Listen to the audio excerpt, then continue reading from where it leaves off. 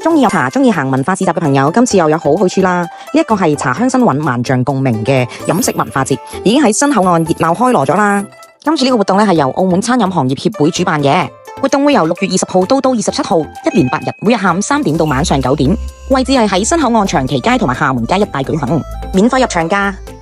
今次呢一個文化節咧係以品茗健康樂活做主題，